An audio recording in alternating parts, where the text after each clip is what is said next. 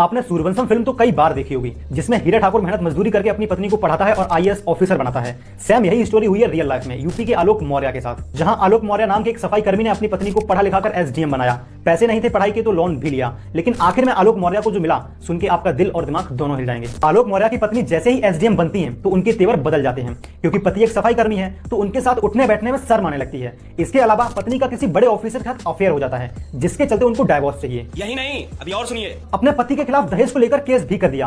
अब तो बस एक ही गाना याद आ रहा है, क्या से क्या हो गया देखते देखते। इसीलिए मैं हमेशा एक लाइन बोलता हूं कि एक लड़की कभी सच्चा प्यार नहीं कर सकती, वो हमेशा बेहतर की तलाश में रहती है। और अगर आप में से कोई इस गलतफहमी में है कि वो सिर्फ मेरी है, तो भैया जिस दिन उसको आपसे बेहतर कोई मिला तो वो आपको ऐसे भूल जाएगी जैसे कोक पीने के बाद हम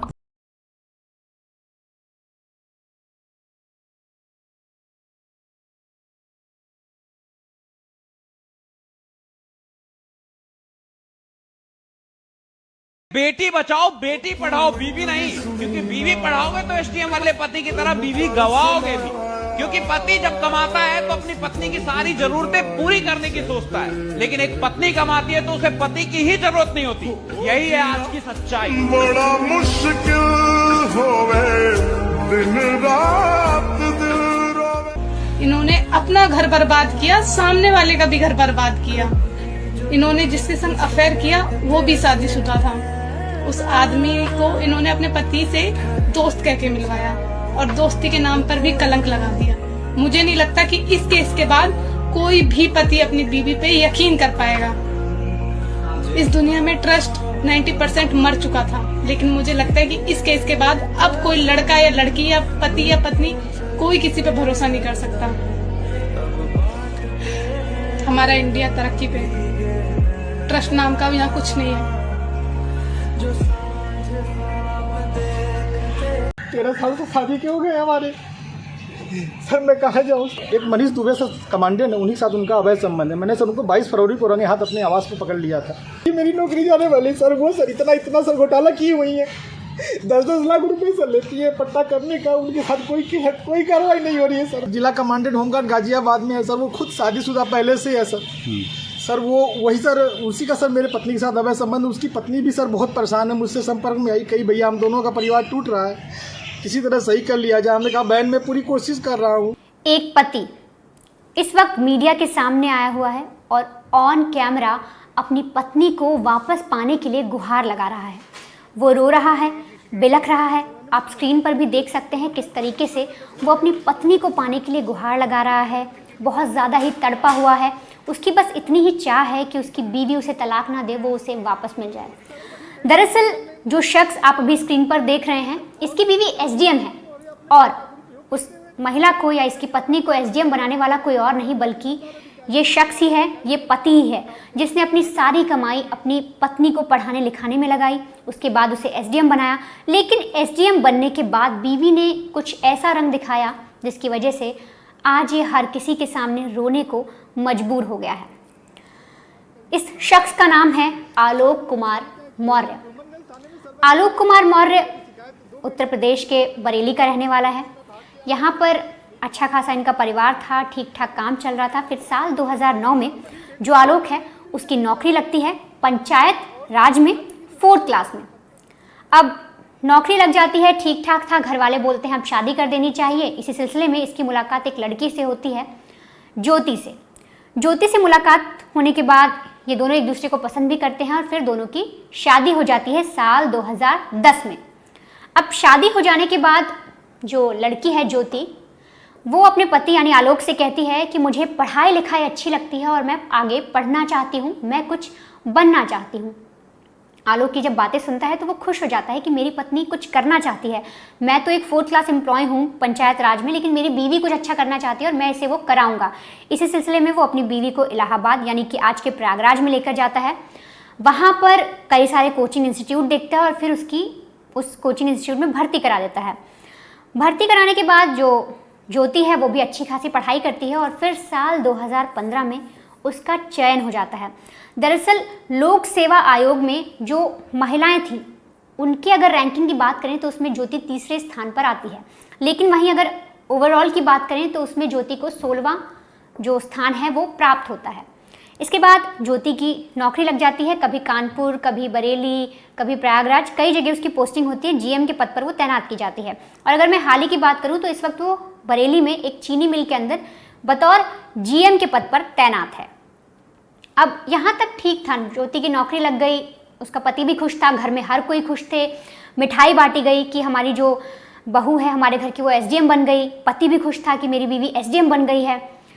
यहाँ तक सब ठीक चला। साल 2015 में इनके 2 बच्चे भी हो जाते हैं, जुड़वा बच्चियों को जन्म देती है ज्योति और अपनी नौकरी भी ठीक ठाक करती है।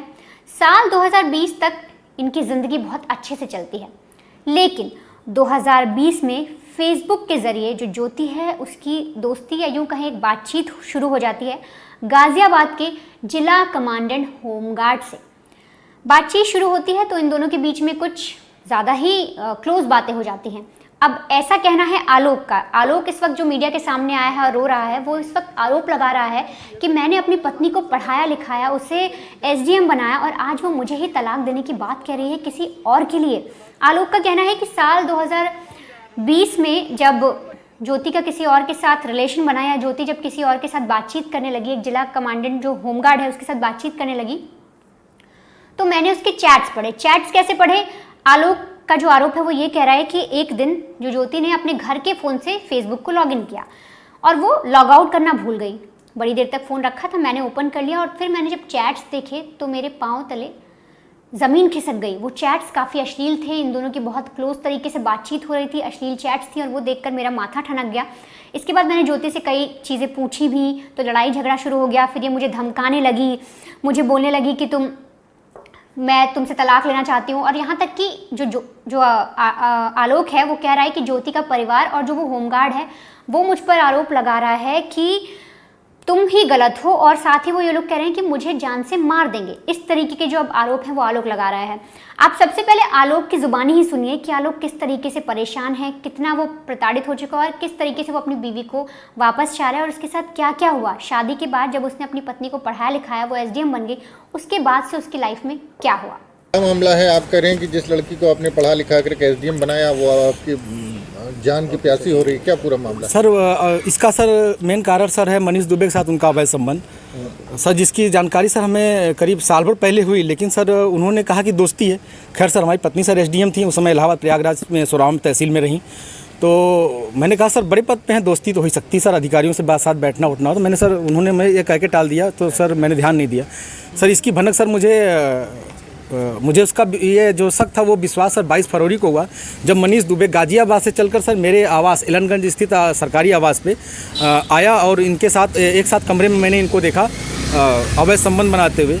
तब से सर ये मनीष दुबे और ज्योति मौर्य मेरे जान के पीछे पड़ गई हैं। कौन है? पूरी कहानी बताइए, क्या मामला है? सर 2010 में ज्योति मौर्य के साथ मेरी शादी हुई सर।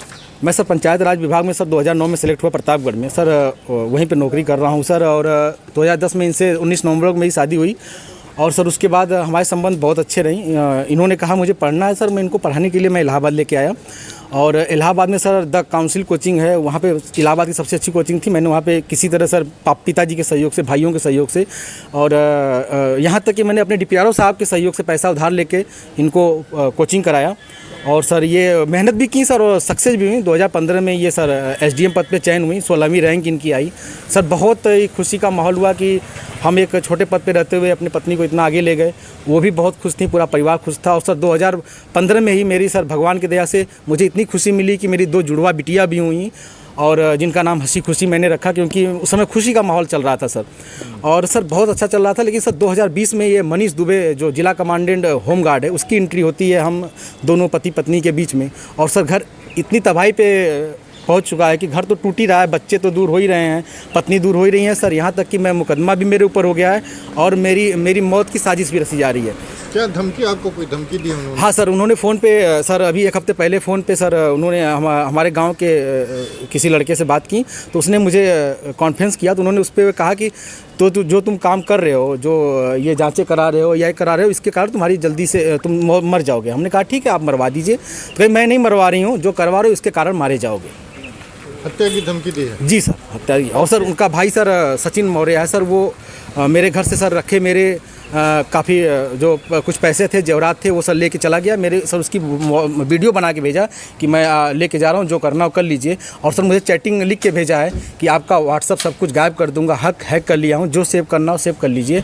और सर उसने क्या किया कि मेरी सिम भी अपने पास रख लिया है, रख के यूज कर रहा है। मेरा बैंक अकाउंट है, उसमें जुड़ा हुआ है सब कुछ, लेकिन सर वो मेरी जान पे सब लोग तुले हुए हैं सर। क्या वो आपसे तलाक मांग रही है? हाँ सर, उन्होंने मुझसे ऑडियो के माध्यम से कहा है, मुझे अभी तक कुछ ऐसा नोटिस तो नहीं मिला है, लेकिन सर उन्होंने कहा है कि तलाक प्यार से दे दीजिए, बवाल मत करिए, नहीं तो मैं आपको बर्बाद कर दूंगी। आपके DPRO से बात हो गई है, आपको बर्खास्त करा दूंगी, न नौकरी करने दूंगी न जीने दूंगी। आपने इसकी शिकायत कहाँ? सर इसकी शिकायत मैंने सर्वप्रथम सर उसी दिन धूमनगंज SHO साहब से की। उन्होंने मुझे राजरूपुर पुलिस चौकी भेजा, मैं राजरूपुर पुलिस चौकी पे आवेदन दिया, लेकिन सर कोई सुनवाई नहीं हुई। फिर सर उसके बाद मैंने ये 25 अप्रैल की बात है, फिर मैंने 27 अप्रैल को सर उनको ये रजिस्ट्री के माध्यम से सर उनको भेजा, कमिश्नर साहब को भेजा, DM साहब खत्री साहब के यहाँ मैं खुद स्वयं उपस्थित हुआ हूँ। उनसे मैंने बात की कि सर आपके SDM साहब हैं, ऐसा कर रही हैं, तो उन्होंने कहा ठीक है मैं कार्रवाई करवाता हूँ। फिर मैं कमिश्नर साहब के यहाँ गया, कमिश्नर साहब को दिया, पुलिस कमिश्नर साहब के यहाँ उपस्थित हुआ, उनको दिया। फिर कहीं सुनवाई नहीं हुई तो सर मैं DGP साहब के पास गया, DGP साहब ने मेरे बात को संज्ञान में लिया, लेकिन फिर भी सर आवेदन ले लिया गया, कोई कार्रवाई नहीं हुई। उसके बाद सर मैं DG home guard BK Maurya sir के पास गया। उनके यहाँ से मुझे सर कुछ उम्मीद की लौ दिखाई दी, क्योंकि उन्होंने मेरे आवेदन को तुरंत संज्ञान में लिया और टीम गठित कर दी है। DIG इलाहाबाद उसकी जांच कर रहे हैं। मुझे सर कुछ उम्मीद लग रही है कि मुझे कहीं न कहीं हो सकता है न्याय मिले और मेरी जान बच जाए। तो सुना आपने आलोक ने क्या कुछ कहा।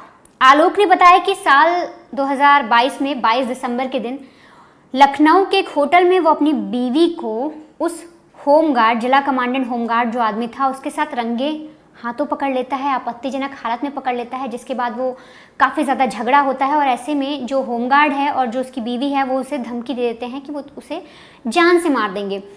यहाँ तक कि ये सारी बातें आ चुकी हैं। हाल ही में जो आलोक है वो अभी जो जिला कमांडेंट का एक आयोग होता है वहाँ पर गया, वहाँ पर उसने अर्जी लगाई है, वहाँ पर उसने जो जिला कमांडेंट होमगार्ड था, जो आदमी जिसकी वजह से इसकी बीवी अब इससे दूर हुई है, उसके खिलाफ भी शिकायत दर्ज कराई है। साथ ही अपनी बीवी के खिलाफ भी कई सारी शिकायतें दर्ज कराई हैं। और जो इनकी व्हाट्सएप चैट और फेसबुक की जो जितनी चैट्स इसके हाथ में लगी आलोक के, वो भी इसने उन्हें मुहैया कराई है। साथ ही मैं आपको एक और बहुत अहम चीज़ बताऊँ कि आलोक ने अपनी बीवी की एक 100 पन्नों की डायरी जो है वो पुलिस को सौंपी है, वो दी है उन्हें। और उसने कहा है कि जो मेरी बीवी है वो अवैध तरीके से वसूली भी करती थी। आलोक का कहना है कि जब बीवी की ये सारी चीज़ें मुझे पता लगी कि वो किसी और के साथ रिलेशन में है, मैंने उसे किसी और के साथ आपत्तिजनक हालत में पकड़ा, उसके बाद मैंने और छानबीन की तो मुझे पता लगा कि जो मेरी बीवी है वो इस तरीके से अवैध वसूली कर रही है। उस कम से कम आलोक बता रहा है कि हर महीने जो ज्योति है वो हर महीने 6 लाख की वसूली करती है।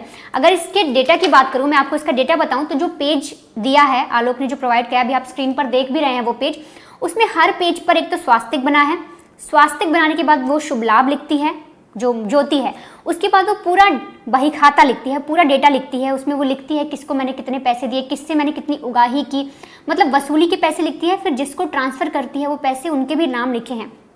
अगर अक्टूबर के महीने साल 2021 की बात करें तो 6,40,000 रुपए की वसूली ज्योति ने की। और ये सारी खबर जब हमारे ग्राउंड रिपोर्टर आनंद राज उस जगह पर गए, उन्होंने बातचीत की, आलोक से बातचीत की, और जब वो डायरी देखी, जो आप पेजेस देख रहे हैं, ये तब सारी जो एक्सक्लूसिव खबरें हैं या जो भी ये जितने भी पेजेस हैं ये तब हमें मिले। और इसमें बहुत ही चौंकाने वाली बात है, जिस तरीके के आरोप आलोक लगा रहा है। फिलहाल इनकी जाँच होनी बाकी है कि क्या इसमें सच्चाई है, क्या ये ज्योति सच में वसूली करती थी, किस लिए उसने इस तरीके की डायरी बना रखी है। क्योंकि अगर डायरी के पेज पर देखें तो अक्टूबर साल 2021 में उसने 6,40,000 की वसूली की है। और हर महीने ये एक इंस्पेक्टर है जिसे 15,000 देती है और एक मार्केटिंग इंस्पेक्टर है जिसे 16,000 ट्रांसफ़र करती है। तो इन लोग का भी नाम सामने आ रहा है, इसके लिए पुलिस जाँच कर रही है। लेकिन ऐसे में जब ज्योति का पक्ष जानने की कोशिश की और ज्योति के बारे में पता लगाने की कोशिश किया कि ज्योति मौर्य जो है वो क्या कह रहे हैं इन मामलों में, उनके पति ने उन पर इस तरीके से आरोप लगा दिया है, तो SDM मैडम जो हैं, SDM साहिबा जो हैं, उनका क्या कहना है। तो ऐसे में जो SDM मैडम है, ज्योति है, उसका कहना है कि उसके पति के द्वारा जितने भी आरोप लगाए गए हैं सभी बेबुनियाद हैं। उसका जो पति बोल रहा है, जितनी भी चीज़ें कह रहा है, वो सब गलत हैं। साथ ही ज्योति ये भी कह रही है कि मेरा व्हाट्सएप या जो मेरा अकाउंट था वो मेरे पति ने हैक कर लिया और उसने ये सारी चैट्स वायरल कर दी। लेकिन यहाँ पर ये समझने वाली बात है कि अगर ज्योति कह रही है कि मेरे पति ने चैट्स वायरल कर दी, तो ज्योति ये चीज़ें नहीं कह रही कि वो चैट्स की किसने हैं, क्या सच में वो चैट्स उस तरीके की हैं, आपत्तिजनक चैट्स हैं, अश्लीलता वाली चैट्स हैं जिस तरीके से बात हुई, और इसी वजह से आलोक नाराज़ हैं। और अब ज्योति जो है वो अपने पति से तलाक भी मांग रही है। ज्योति कह रही है कि जो मेरे पति हैं वो मुझसे 50 लाख रुपए मांग रहे थे और साथ ही कह रहे थे कि एक घर तुम मुझे दो, एक तरीके से दहेज। और उसने 2023 में मामला भी दर्ज करवाया अपने पति और 4 लोगों पर कि मुझ एक तरीके से मेरे साथ दहेज उत्पीड़न किया जा रहा है, मुझसे दहेज मांगा जा रहा है। तो ये सारी बातें भी सामने आ रही है। लेकिन ऐसे में कई सारे लोगों से जब हमने बात की, ग्राउंड पर लोगों से बात की, तो आस पड़ोस के लोगों से बात की, तो सबका ये कहना है कि जो पति अपनी पत्नी को पढ़ाने के लिए अपनी सारी संपत्ति लगा सकता है, वो एक 4th क्लास का एक कर्मचारी था, वो काम कर रहा था, उसने अपनी पत्नी के लिए कोचिंग ढूंढी, बरेली से गया वो प्रयागराज, वहाँ पर उसने अपनी बीवी को पढ़ाया लिखाया, SDM बनाया।